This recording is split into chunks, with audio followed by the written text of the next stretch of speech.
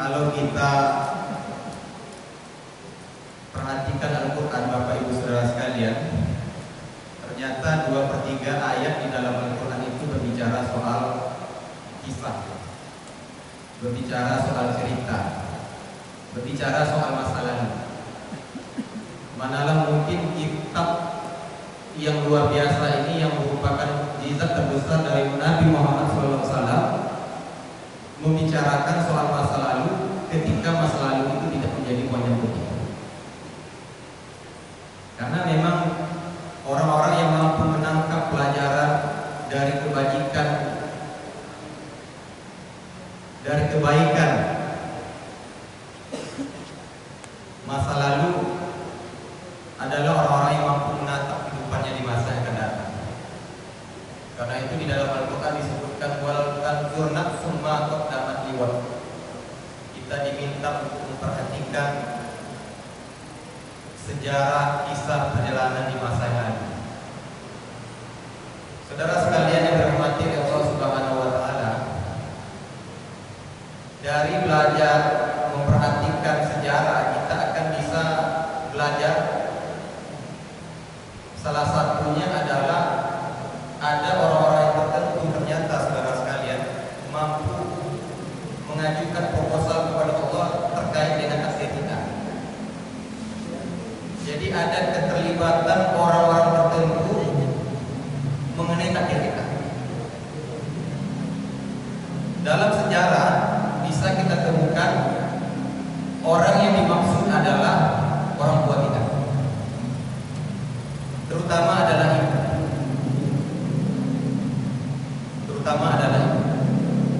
Karena itu saudara sekalian, bagi kita yang secara akademik, secara intelektual punya kemampuan biasa-biasa saja, maka baik-baiklah dengan orang tua.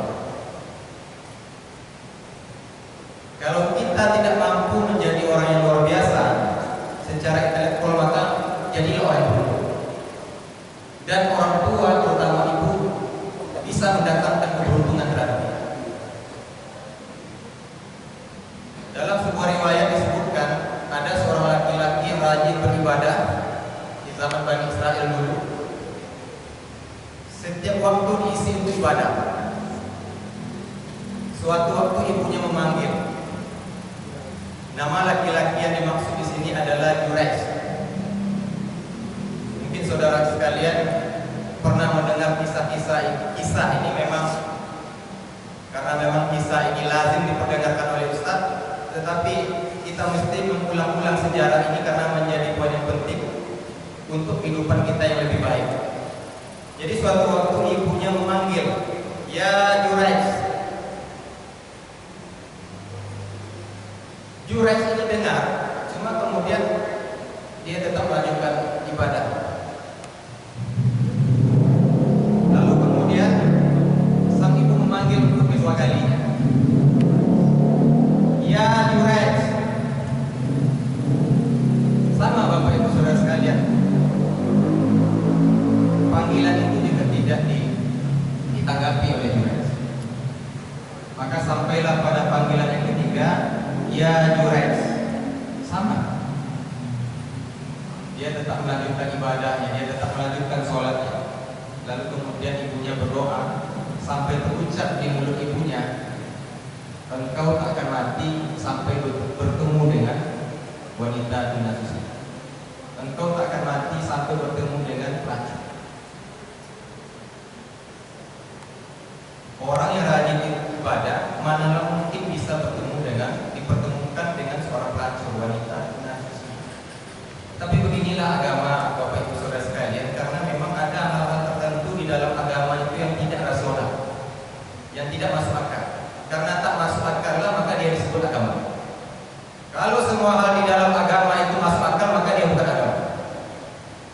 Ada hal-hal yang bersifat gaib, ada hal-hal yang bersifat irasional, termasuk doa itu. Mampu menembus langit-langit, mampu menembus takdirnya Allah. Tapi kemuliaan orang tua itu ternyata Bapak Ibu Saudara sekalian menjadi kenyataan. Tak lama setelah itu ada perempuan hamil besar, lalu kemudian ditangkap oleh warga dan ditanyai,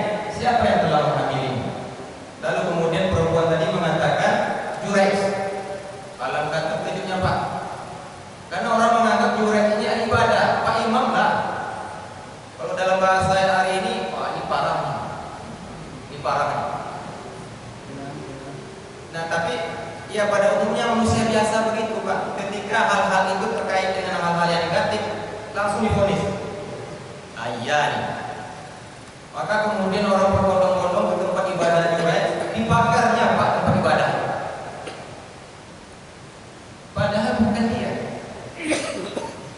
Nah makanya kemudian di dalam Al-Quran disebutkan inja'akum binaba'in fasiqun fatabayyanu. Jika datang orang ngasih informasi, maka tabayyun, tak protek.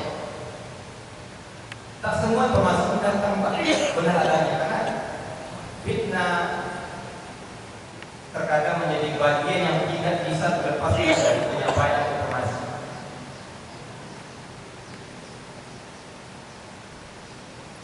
Kemudian dibakar tempat ibadah jurek. Kemudian ada yang mengatakan sekalian jurek ini juga dibakar. Kemudian pemuda ahli ibadah yang jurek ini mengatakan tunggu dulu, jangan, tunggu dulu. Kita tanyakan dulu nanti ketika perempuan ini melahirkan anaknya, nanti anaknya kita tanya. Oke, kata warga. Tak lama setelah itu Pak, lahirlah anaknya. Wanita tadi pun melahirkan. Maka jurek menemui anak tadi dan menusukkan telunjuknya ke pusat jurek. Man abuka, bapakmu siapa? Kemudian bayi tadi mengatakan roh ilwanam, pengembala kami. Jadi pengembala kami. Jadi dalam sejarah kita Pak, ada dua anak kecil yang bisa berbicara di saat kecil, di waktu bayinya adalah salah satunya anak kecil yang ditusuk pusarnya oleh jurek di samping Nabi Musa alaihissalam. Nah artinya apa? Yang tak baik pun didoakan oleh orang tua menjadi kenyataan. Kalau tak baik pun dikabulkan oleh Allah Subhanahu wa taala, mengapa yang tak baik pun didoakan terhadapnya? Apa salahnya kemudian yang didoakan itu yang baik-baik saja? Karena Bapak Ibu Saudara sekalian, ketika anak susah, orang tua juga ikut susah. Dan Allah menitipkan dalam ucapan orang tua bisa mengandung takdirnya Allah Subhanahu wa taala. Kenyataan. Dan itu pun yang terjadi Pak dengan Imam Besar Masjidil Haram Abdurrahman As-Sudais, Syekh Abdurrahman As-Sudais. Ternyata Pak, Syekh Abdurrahman As-Sudais menjadi imam besar di Masjidil Haram juga karena doa ibunya. Juga karena doa ibu. Jadi suatu waktu Abdurrahman As-Sudais kecil ini Pak main dan ibunya sedang memasak daging untuk menyambut tamu. Lalu kemudian Jurek yang masih kecil ini main-main, diambilnya pasir, lalu kemudian ditaburkannya ke daging hidangan tadi. Yang terucap ketika itu di mulut ibunya adalah jadi membesar kau. Dan itu perlu juga disampaikan ke istri Pak, karena istri di dalam agama mendapatkan 3 hukum Pak Wakil Rektor. 2, 3 hukumnya Pak. Kalau kita 1 hukum cuma. Ja'a rajulun ila Rasulillah sallallahu alaihi wasallam. Telah datang seorang laki-laki kepada Rasulullah sallallahu alaihi wasallam. Kemudian laki-laki tadi bertanya, "Ya Rasulullah, siapa yang paling harus kami hormati? Man ahaqqun nas bi husni sahabat." Siapa yang paling harus kami lakukan perlakukan secara baik? Maka kemudian Rasulullah SAW mengatakan, "Qala ummuka." Faqala thumma man? Laki-laki tadi mengatakan, "Siapa lagi ya Rasulullah?" Qala ummuka. Faqala thumma man? Siapa lagi ya Rasulullah?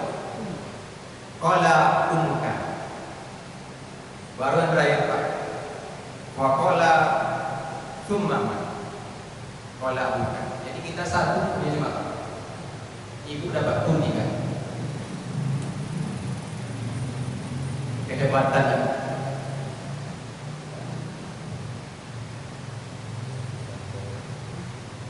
Jadi ini perlu disampaikan terutama kepada istri, apalagi bulan Ramadan Pak, diusap-usap kepalanya. Karena kita satu hukum, Allah kurang segan dengan kita. Allah ke ibu, ke istri segan kali. Wa wasayna insana biwalidayhi ihsana lahu ummuhu wahdan ala wahnin wa fisaluhu fi amaini anishkur li wa liwalidayya ilayya al-masir. Ibu juga lagi Pak, berbuat baiklah kepada kedua orang tuamu, terutama ibumu yang telah menyapih 2 tahun, susah bertumbuh-tumbuh. Ibu lagi. Dan itu harus dibiasakan Pak. Tadi seperti yang saya sampaikan bahwa takdir anak ikut orang tua menentukan. Ada andil orang tua terutama ibu terhadap takdir sang anak. Kalau pas di Indonesia hari ini Pak, kalau marah ibu bisa sampai presiden 30 D. Kalau anak soleh apa-apa Pak. Karena Abu Bakar tak punya prodi juga ya Pak. Umar tak punya juga, Utsman juga tak punya, Ali bin Abi Thalib juga tak punya prodi. Kalau baik apa Pak?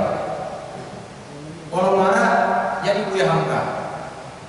Buya Hamka ini luar biasa juga Pak. Ulama yang mampu mengatakan yang benar itu benar di hadapan para penguasa. Dan berani mengkritik Soekarno soal tafsiran Soekarno soal nasakom, nasionalis agama komunis. Karena Buya Hamka menyatakan komunis itu anti Tuhan, tak ada komunis syariah. Ditantangnya Pak, maka masuklah Buya Hamka 2 tahun 4 bulan di penjara. Tapi kemudian Buya Hamka tak dendam. Satu waktu ada yang datang ke rumah Buya Hamka karena Soekarno tak lama lagi nampaknya minta untuk disolatkan. Buya Hamka tak marah, walaupun umat ketika itu marah. Beliau zolim terhadap Buya. Beliau memenjarakan Buya 2 tahun 4 bulan tak. Waktu yang begitu lama sampai meminum kencing Buya Hamka itu penjara. Tapi Buya Hamka bilang tidak, secara pribadi saya dan Soekarno itu tidak ada masalah. Secara politik ya, secara pribadi tak. Soekarno itu banyak jasanya. Masjid Istiqlal terbesar di Asia Tenggara itu jasa dia. Begitu Buya Hamka melihat lawan politiknya.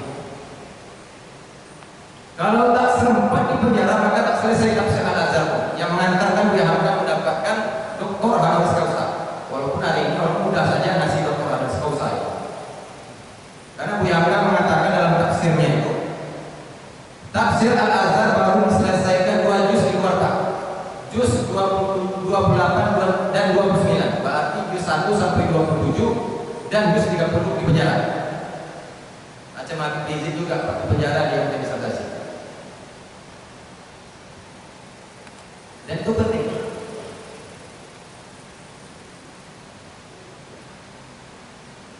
Apalagi dengan kondisi hari ini Pak. Apalagi dengan kondisi hari ini. Bapak jangan kita kemudian jangan hanya sebatas yakin bahwa anak itu baik ketika kita sudah mengantarkannya ke pondok sekolah agama. Belum Pak. Fakta menyebutkan bahwa banyak orang-orang agama kemudian bermasalah. Dan itu yang kita temui beberapa kali Pak. Kadang punya video porno Pak, kadang mobil bergoyang Pak, dan butuh doa itu. Butuh doa itu. Atau jangan-jangan kita saudara sekalian, air kita masih ditutup oleh Allah, jangan-jangan doa di kampung.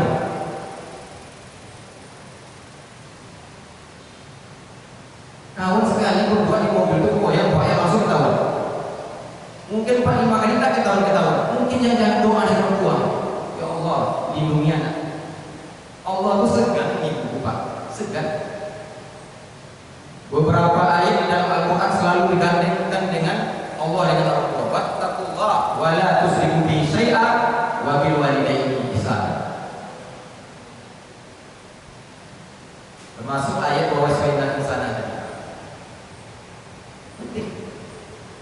Mungkin di rumah anak itu baik Pak, tapi di luar maka butuh kekuatan doa dari ibu untuk mendorong, meluruskan takdir anak tadi. Tak cukup Pak, hanya sebatas sekolah agama tak cukup. Faktanya begitu yang kita temukan bukan 1, 2, 3 kasus, 4, 5, 6, 7, 8, 9, 10.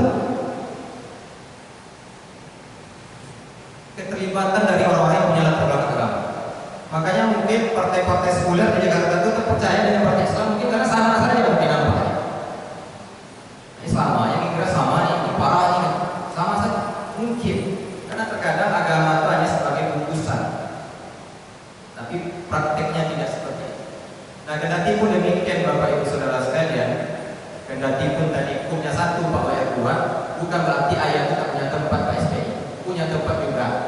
Suatu waktu ada seorang laki-laki yang melaporkan bapaknya kepada Rasulullah SAW. Jadi bapak ini datang ke rumah anak laki-lakinya, lalu kemudian diambilnya barang-barang tertentu di dalam rumah anak itu, tak terima ya Pak, dilaporkannya bapak ini ke Rasulullah SAW. Ketika berhadapan dengan Rasulullah SAW, laki-laki tadi mengatakan, Rasulullah SAW bertanya, ada apa? Lalu kemudian laki-laki tadi mengatakan, ya Rasulullah, ayahku datang ke rumahku lalu kemudian mengambil barang-barang di dalam rumah. Ayahmu? Ya, kata laki-laki tadi. Maka kemudian Rasulullah SAW mengatakan, anta wa maluka li abika, kamu dan bapakmu, kamu dan hartamu adalah milik ayah. Dia hebat kita nih Pak. Jadi bapak-bapak yang sudah yang tua, anak sudah bekerja, punya mobil di rumah, dua, bawa satu boleh. Anta wa maluka li abika. Dan pernah ayah saya dengan ceramah saya tentang ini Pak. Jadi kalau datang ke rumah, sepatu dia mah, kamu dan hartamu adalah milik ayah. Ini kadang-kadang mesti agak ditutup-tutupi juga di sini Pak, terutama ke orang tua gitu. Tapi dengan catatan, ulama mengatakan dengan catatan boleh mengambil benda anak, barang-barang anak ketika itu tidak menimbulkan mudarat, bukan merupakan kebutuhan pokoknya, tidak dikasih kepada orang lain, itu dia Pak, dan tidak menimbulkan mudarat. Jadi pada dasarnya ayah, ibu punya kekhususan keunikan masing-masing Pak. Cuma kemudian banyak ceramah yang mengatakan ibumu pada ayah juga. Karena membaca ayat, membaca hadis tidak bisa semua pembaca semua hadis baru kemudian disimpulkan. Sama halnya orang hari ini Pak, ketika membaca teks konstitusi kita, presiden boleh jadi calon wakil presiden. Nah, dilihatnya sepotong-potong kan? Memang tak ada ayat yang mengatakan bahwa calon wakil presiden berasal dari orang yang pernah jadi presiden, tak ada. Cuma disebutkan dalam pasal 8 itu menyebutkan jika presiden mangkat maka wakil naik. Berarti 3 periode juga tak boleh Pak, 4 periode pun juga tak boleh. Nah karena lubang sekecil pun harus dibaca di dalam aturan. Bapak Ibu saudara sekalian yang dirahmati Allah Subhanahu Wa Taala, memang agak lama ini Pak, karena ini hari terakhir. Mudah-mudahan ada manfaatnya bagi kita semua. Semoga Allah Subhanahu Wa Taala menjaga umur kita dalam kesehatan, sehat lahir, sehat batin, sehat walafiat, dan semoga kita semua dalam hidup dan ridho Allah Subhanahu Wa Taala. Amin. Billahi taufiq wal hidayah. Assalamualaikum warahmatullahi wabarakatuh.